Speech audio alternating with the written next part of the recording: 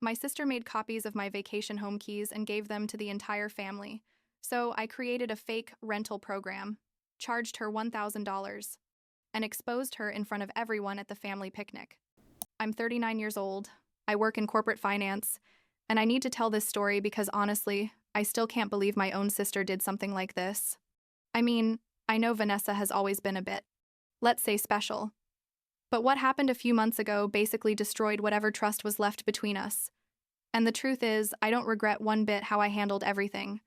I guess I should start from the beginning. When I finally managed to buy my vacation house after years, literal years, of saving every penny I could.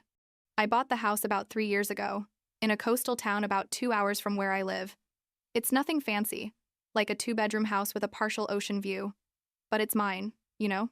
It cost me blood, sweat, and tears to get it. I worked overtime for years, skipped vacations, ate rice and chicken for months to save up for the down payment. My friends would go on trips every summer and I'd stay behind working. But it was worth it because now I have this place, where I can escape on weekends, read on the porch, listen to the waves. It's my sanctuary, my happy place, my reward for all that effort. Now, my sister Vanessa is 31. She's been married to Jonathan for like 8 years, and they have 3 kids. Jonathan is a good guy, honestly, but he's never had a really stable job. He's always between jobs or doing temp work, and Vanessa stopped working when their first kid was born. I don't judge them. Everyone lives how they can, but the reality is they're always struggling with money. Always. Every time we talk on the phone, there's some new financial drama, the car broke down, the kids need this or that, rent is late. And I've always tried to help when I can. Like I've lent them money several times, which they never pay back. But whatever. I buy clothes for the kids on their birthdays, stuff like that. About 7 months ago, Vanessa called me and sounded super stressed. She told me she was exhausted, that the kids were driving her crazy, that Jonathan was in a bad mood about work, and that basically she needed a break or she was going to explode. I listened to her complain for like half an hour, which is normal with Vanessa, honestly. And at the end, I felt sorry for her. So I told her, "Hey, why don't you guys go to my beach house for a few days? You can use the house, no problem. Just let me know what dates so I don't go that weekend." She got super excited, like almost crying with happiness, saying I was the best sister in the world and that this was exactly what they needed. I felt good, you know, like I was being generous and helping my family. I gave them the keys 2 weeks later. It was a Friday. I remember perfectly because we agreed to meet at a Starbucks halfway between our houses. I explained everything about the house, where the gas tank for the grill was, how the water heater worked, which is kind of temperamental. Not to leave trash because there are raccoons in the area. Vanessa was taking notes on her phone, and Jonathan was super grateful, saying they really appreciated this and they were going to take care of the house as if it were theirs. The kids were excited, running all over the cafe, and I thought, well, this is going to be good for them. They went that same weekend. I stayed at my apartment in the city, working on some reports I had pending and enjoying having my space. Sunday night, Vanessa sent me like 1,000 photos of the kids at the beach, of them making hot dogs on the grill, of Jonathan fishing from the pier. Everything looked good, like happy family enjoying themselves. Monday, she returned the keys. The house was clean, which pleasantly surprised me, and everything seemed in order. She gave me a huge hug and told me again that I was the best sister in the world. I felt good about myself, you know, like I had done a good deed. About 3 weeks went by and everything was normal. I'd talk to Vanessa on the phone occasionally, the typical conversations as always. And then, on a Tuesday afternoon, I get a call from my Aunt Joyce. Now, Aunt Joyce is my mom's sister. She's like 62 years old, and she's always been kind of nosy, but in a good way. You know what I mean? She calls me and says, "Diana, honey, I just wanted to let you know I'm going to your beach house this weekend with some friends. Is there anything I should know about the house?" I was like, "What? What do you mean you're going to my house?" And she says, very casually, "Well, Vanessa gave me the keys and told me the family could use the house whenever they wanted now." I felt like I'd been punched in the stomach. I said, "Aunt, wait, Vanessa gave you keys to my house? Copies of the keys?" And she says, "Yes, Mija, she gave them to me like 2 weeks ago. Is there a problem?" I didn't even know what to say. I literally just stayed quiet for a few seconds, trying to process what I was hearing. I explained to my aunt, as calmly as I could, that Vanessa had no right to give copies of my keys to anyone, that it was my house, not the family's, and that she definitely couldn't go that weekend or any other without my permission. Aunt Joyce got super embarrassed, saying she didn't know, that Vanessa had told her I had said it was okay, that she didn't want to cause problems. I told her it wasn't her fault, but that I needed her to return the keys immediately. After hanging up, I just sat there in my office, hands shaking, trying to understand what the hell had just happened. I called Vanessa immediately. It rang like 5 times before she answered, and when she did, she was super casual. Like, "Hey sister, what's up?" And I exploded. I said, "Can you explain to me why Aunt Joyce has keys to my house? Why did you make copies of my keys without my permission?" She was quiet for a second and then started with the excuses. That, "Oh, Diana, I thought you wouldn't mind, that we're family, that the house is sitting there unused most of the time, that what's wrong with the family enjoying it?" I told her, "Vanessa, the house is mine. I worked years to buy it. You have no right to go around giving keys to whoever you feel like." And then she got defensive. She started telling me I was selfish, that I'd always been the rich and stuck-up sister, that she was just trying to be generous with the family because she actually cares about others, not like me who only thinks about herself. Honestly, it left me speechless. I yelled at her, "Generous with my property? Are you crazy? You can't be generous with something that isn't yours." She started crying, typical Vanessa thing when she has no arguments, and hung up on me. I called Aunt Joyce again and asked her, "Do you know who else has keys?" And that's when I found out the magnitude of the disaster. Turns out Vanessa had made like 5 copies of the keys. 5. She'd given them to Aunt Joyce, to my cousin Megan, to a friend of hers from work, well, from the job she had 2 years ago, and apparently had promised copies to 2 other uncles. I couldn't believe it. This woman had basically handed out access to my property like candy on Halloween. What pissed me off the most was that when I confronted Vanessa again by text, because she didn't want to answer my calls anymore, she told me I was overreacting. That? Why did I want a vacation house if I didn't even use it that much? That she was just trying to give the family a nice place to go, as if that was the point. As if the issue wasn't that it was my house and she had no right to do what she did. Things escalated quickly. Vanessa started sending messages to the family chat. Yeah, we have one of those hellish group chats with like 20 people, saying I was stingy and that I was denying the family the use of a house that was empty most of the time. Some relatives started agreeing with her. Like, yeah, why have a vacation house if you don't share it with family? I was furious. But I knew if I got into a fight in the chat, I was going to look like the bad guy. Instead, I hired a locksmith and changed all the locks on the house. It cost me like $400, but it was worth every penny.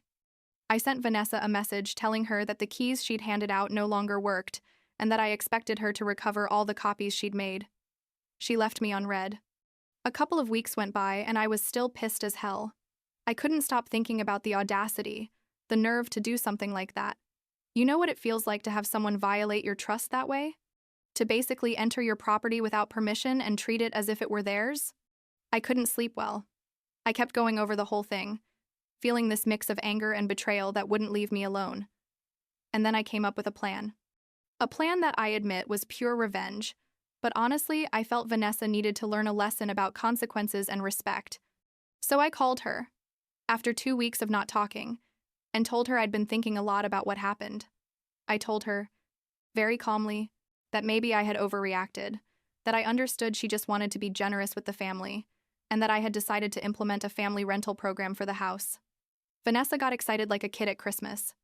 She asked me how it worked, and I explained my fake plan in great detail. I told her family members could reserve the house by paying a fee of $1,000 as a deposit that would be fully refundable if they left the house in good condition.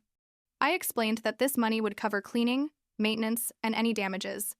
I told her that she, as my sister, would have priority to book and could use that deposit for multiple visits during the year. The fool fell for it completely. She told me it seemed fair, that it was a perfect solution, that this was exactly what she'd wanted from the beginning. She asked me when she could make the deposit, and I told her as soon as possible to secure the best dates. A week later, she deposited the $1,000. $1,000. To know where she got the money from, honestly, Probably from a credit card or some loan, but she did it. And here comes the best part. She started bragging in the family chat that she had been the first to sign up for the new rental program for my house, that she'd paid her deposit and already had guaranteed access for the whole year. Other relatives started asking how they could sign up too. Vanessa was so proud of herself, like she had managed to change my mind, and now the whole family was going to benefit. She even sent private messages to several uncles saying that thanks to her, they'd convinced stingy Diana to share the house. I let this go on for 3 weeks. 3 weeks in which Vanessa spent her time bragging and feeling like the family hero. And then came the day of the big annual family picnic, which always happens in July at the park in the town where my mom grew up. It's a huge event. Like 50 people show up between uncles, cousins, second cousins, family, friends, everyone. I arrived at the picnic with a folder in my hand. Vanessa was there with Jonathan and the kids, surrounded by uncles and cousins, still talking about the house rental program. When she saw me arrive, she came over all smiles, like she'd completely forgotten the original betrayal, and said in front of like 10 people, "Diana, I already have the dates I want to reserve for August and September ready. Can I send them to you later?" I smiled, super sweet, and told her loudly so everyone could hear, "Vanessa, about that, I need to talk to you and the whole family." I stood in the center of the picnic area, where the tables with food were, and asked for everyone's attention. People started gathering around, curious, probably thinking I was going to make some announcement about house reservations, and then I dropped the bomb. I told them, "Family, I want to clarify something important about my vacation house. First, there never was and never will be a family rental program. That was something I invented specifically to teach Vanessa a lesson after she made unauthorized copies of my keys and handed them out to several of you without my permission." There was total silence. Like even the birds stopped singing. Vanessa went pale. Literally all the blood drained from her face. I continued. I told the whole family. Vanessa deposited $1,000 for this fake program. That money was never a refundable deposit. It was the price she paid for betraying my trust and violating my property. And just so you know, I already donated that money to a charity that helps victims of breach of trust. I took the receipt out of the folder and showed it. It was true. I donated the $1,000 to a local organization the week before. Specifically for this moment. Vanessa started screaming. That I was a monster. How could I do that to her? That money was for her kids. That she needed it. I stayed calm and told her, "You needed to learn that actions have consequences. You stole my trust, violated my property, and then had the nerve to brag about it. This was the price of that lesson." The family was in shock. Some were laughing uncomfortably, others were looking at Vanessa with obvious disapproval. Uncle Charles, who's my mom's older brother and has always been the family patriarch, looked at me and said, "Diana, that was brutal."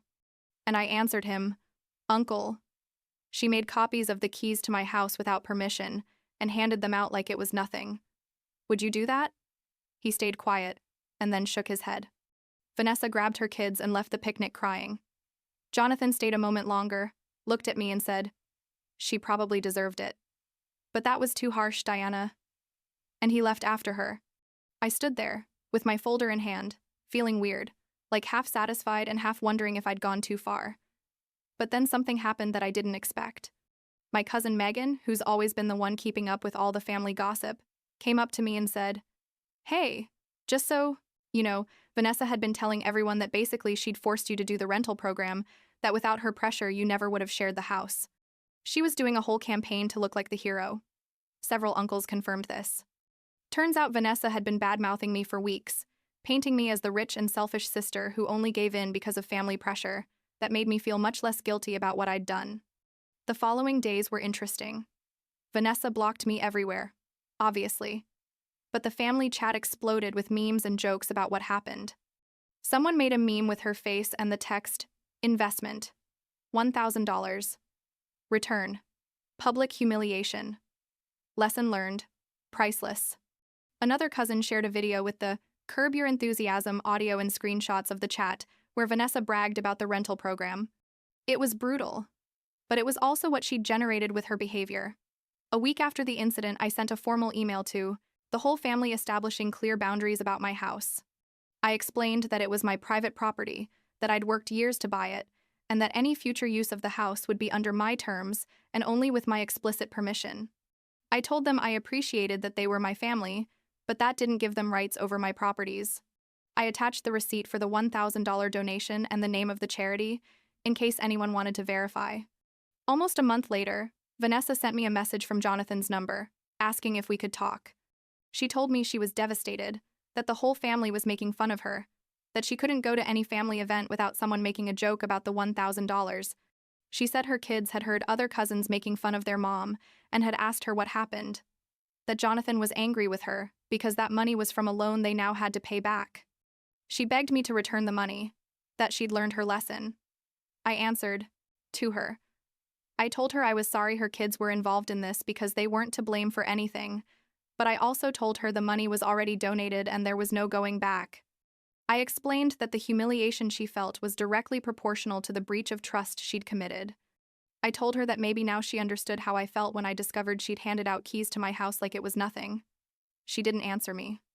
Weeks went by without hearing anything from her until my mom, who lives in another state and hadn't been at the picnic, called me asking what the hell had happened.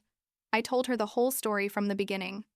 My mom listened to everything in silence, and at the end told me, Diana, what Vanessa did was wrong. Very wrong. But what you did was calculated and cruel. You both need to grow up and learn to respect each other.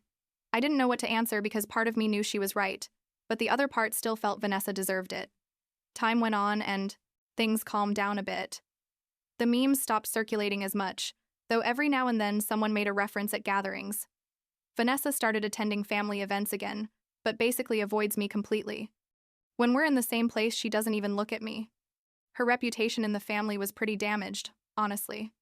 Now, when she needs something, people say no much faster than before, like her credibility went to the floor.